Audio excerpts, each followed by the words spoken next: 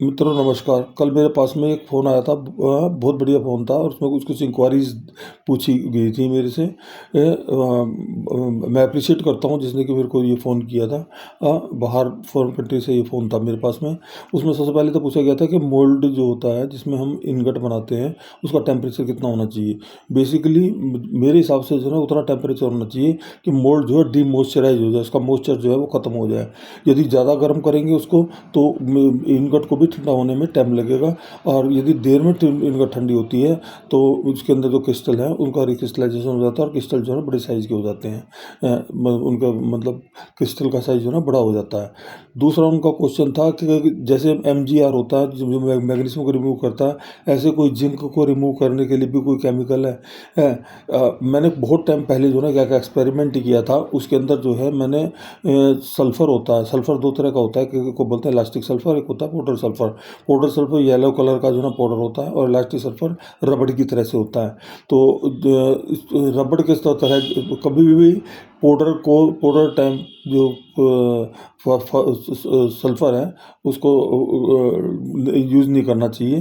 जो रबड़ टाइप है उसको यूज़ कर सकते हैं और उसमें बड़ा स्लाइटली जिंक जो है वो रिमूव हो जाता है। लेकिन आज की तारीख में किसी ने कोई ऐसा केमिकल बना लिया हो, वो मेरे नॉलेज में नहीं है जो जिंक को रिमूव कर सके। यदि इन मार्केट में तो आज की तारीख में एक्सपेरिमेंट्स बहुत हो रहे हैं और उसका किसी ने बना लिया हो। दूसरा जो है, तीसरा क्वेश्चन था उनका डीगैसर का, कि डीगैसर कितना यूज़ करना चाहिए। मैं तो कहता हूँ डीगैसर यूज़ ही नहीं करना चाहिए। यदि कास्टिंग कर रहे हैं तो कास्टिंग से पहले एक बार मेटल को चेक करके देख लो, यदि उसके अंदर गैस नहीं है तो डीगैसर क्यों यूज़ करना है, करना ही नहीं चाहिए। और यदि हमने जो है सपोज मैं ये बोलता हूँ कि जो है 1% जो है ना डिगैसर यूज़ करना चाहिए और 1% डिगैसर से डिगैसिंग प्रॉपर नहीं हो पाई है, तो इसका मतलब थोड़ा ना कि एक लकीर खींच दी है कि 1% ही यूज़ करना चाहिए। यदि डिगैसिंग नहीं हो पाई तो फर्दर डिगैसिंग करनी चाहिए। ठीक है। तीसरा जो है उन्होंने ये बोला था कि रिफाइनर का और डिगैसर का क्या काम है।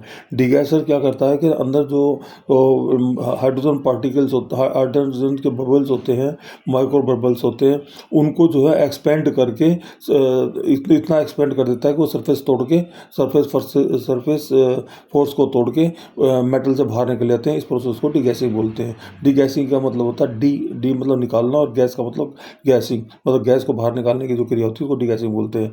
और रिफाइनर को होता है जो ग्रेन जो होते हैं उनको रिफाइन करना, मतलब छोटे से छोटा करना जो है ना वो ज़रूरी होता है। वो उसके लिए न्यूक्लियंट यूज़ होता है। उसको उसको इस प्रोसेस को न्यूक्लिएशन भी बोलते हैं और रिफाइनिंग भी बोलते हैं। और इनका इनका बेनिफिट ये होता है कि डिगैसर से तो गैस बाहर निकल जाती है, जो माइक्रो पोरोसिटी या पोरोसिटी होती है वो रिड्यूस हो जाती है, और रिफाइनर से जो है ग्रेन जो है इतने रिफाइन होते हैं कि वो आपस में कंपैक्ट होकर मेटल के अंदर स्ट्रेंथ ले आते हैं। तो बेसिकली रिफाइनर जो है स्ट्रेंथ के लाने के लिए यूज़ होता है।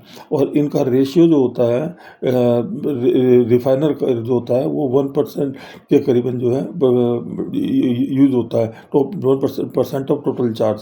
ठीक है। और डिगैसर और रिफाइनर का जो है फंक्शन जो है वो मैंने आपको समझा दिया है। ये होता है। यदि और कोई फर्दर कोई इंक्वायरी है तो आप वो मेरे से पूछ सकते हैं। ठीक है।